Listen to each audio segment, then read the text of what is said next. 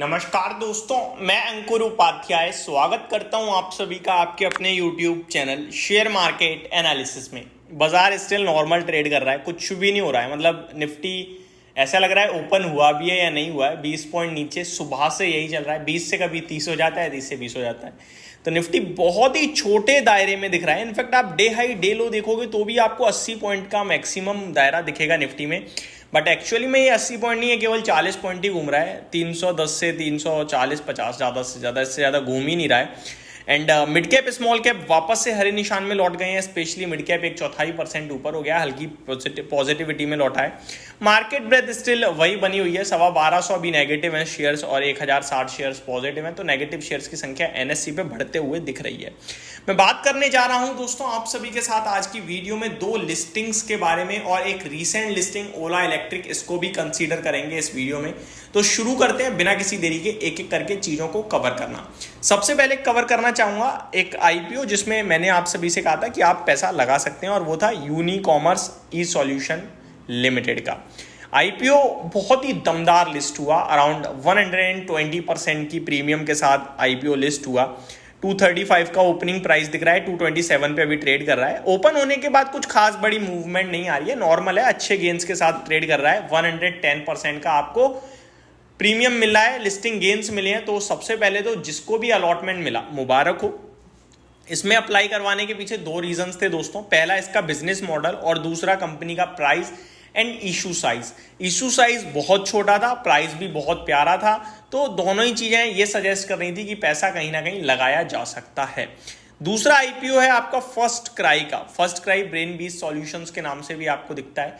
First cry की बात की जाए तो यहां मैंने आपसे कहा था कि आपकी मर्जी है, लगाना चाहो लगा लो। स्टोर कुछ जगह आपको इसके देखने को मिल जाते हैं थोड़ा सा हाई सोसाइटी एरिया के आसपास, क्योंकि इनके प्रोडक्ट्स की जो कीमत है वो काफ़ी हाई है। बाकी प्रोडक्ट्स की बात करें तो एक तरीके से एक आ जाता है कि एक मारवाड़ी बंदा है जिसने एक चीज़ नोटिस करी कि मेंस के लिए करोड़ों ब्रांड पड़े हैं जो काम कर रहे हैं। करोड़ों तो ज़्यादा बोल गया मैं, खैर हज़ारों ब्रांड पड़े हैं। वुमेन्स के लिए हैं, गर्ल्स के लिए हैं, बॉयज़ के लिए हैं, पर बच्चों के लिए कोई ब्रांड नहीं है। तो ये इन्होंने सोचकर स्टार्ट किया फर्स्ट क्राई कंपनी। हालांकि अभी आप देखें तो फाइनेंशियल टर्म्स में उतनी स्ट्रांग नहीं दिखेगी आपको, लेकिन आने वाले समय में स्ट्रांग हो जाएगी, ऐसा कंपनी का कहना है। और एक तरीके से आप कह सकते हो सेगमेंट में ये बड़े प्लेयर क्या है, ये एकमात्र प्लेयर है, ऑलमोस्ट डोमिनेटिंग प्लेयर है बड़े लेवल पे।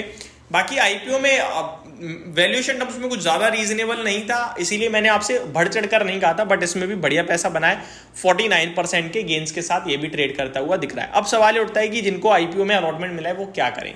तो पहले आ जाता हूं यूनिकॉमर्स पे। बहुत ही शानदार कंपनी है। आज भी मैनेजमेंट आया था जी बिजनेस पे और आज भी मैंने उनका, बहुत ही हम्बल पर्सन लगे।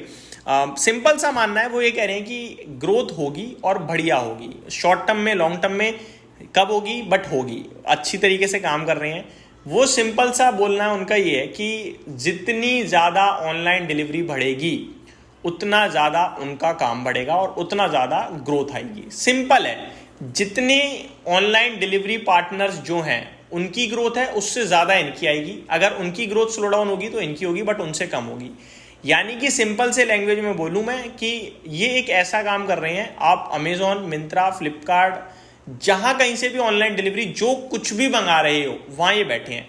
अगर ऑनलाइन डिलीवरी बढ़ेगी तो इनका पैसा बनना है, और अगर घटेगी तो ये इंडस्ट्री को आउट परफॉर्म करेंगे।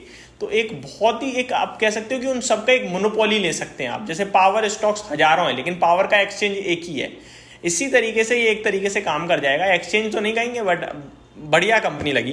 तो मैं यही कहूँगा कि अभी आपके लिए डबल हो गया है, बहुत अच्छी बात है। पैसा आपने आईपीओ के लिहाज से लगाया था तो आपने जो लगाया था उसे निकाल लो, और जो प्रॉफिट है वो लाइफ लॉन्ग छोड़ दो।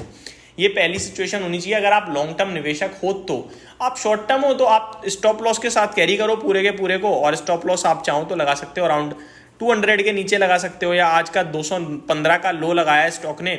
अगर आज ये 215 के ऊपर ही बंद होता है तो फिर कल से आप 215 का क्लोजिंग बेसिस पे स्टॉप लॉस लेके जा सकते हो। तो ये आपका व्यू बन सकता है यूनिकॉमर्स में। अब आ जाता हूँ फर्स्ट क्राई पे। फर्स्ट क्राई अगर आपने लगाया है, आप अपने पैसे की सुरक्षा चाहते हो तो आप जितना लगाया उतना निकालो, जो प्रॉफिट है उसे छोड़ दो। और अदरवाइज आप एक स्टॉप लॉस लेना चाहते हो तो 640 का आज का लो है, उसी के साथ आप स्टॉक में बने रहिए, यही कहना चाहूंगा मैं आप सभी के साथ।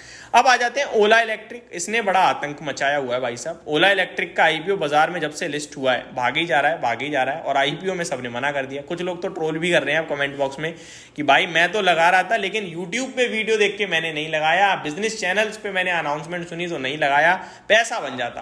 भाई किसी को नहीं पता ये शेयर कितना चलेगा, कौन सा शेयर कितना चलेगा, कितना नहीं चलेगा। अगर पता होता तो क्या आइशर मोटर का शेयर अभी आईपीओ लेके आता? ये जो मल्टी बैगर कंपनियां कभी आईपीओ लेके आती? कभी नहीं लाती। किसी को नहीं पता होता कि कंपनी चलेगी नहीं चलेगी, बिजनेस चलेगा नहीं चलेगा। कंपनी का काम है काम करना। कुछ फ्रॉडिया कंपनी होती हैं जो आती हैं मार्केट में, पैसा उठाती हैं और चली जाती हैं। कैपिटल मार्केट कहा जाता है स्टॉक मार्केट को। अब ये कंपनी फ्रॉडिया तो नहीं कहूंगा मैं, लेकिन इस कंपनी का भी फाइनेंशियल ट्रैक रिकॉर्ड आप देखो तो नेगेटिव ही है। तो वो सारी चीजें अभी स्टिल नेगेटिव है। आज ऊपर बहुत बड़े सौदे भी हुए कुछ 4-5 करोड़ शेयर्स के, तो देखते हैं क्या होता है। बट आज भी 3% तो अच्छा ट्रेड कर ही रहा है। 76 रुपए का करीब इशू प्राइस था, जिसके सामने 113 पे ट्रेड कर रहा है।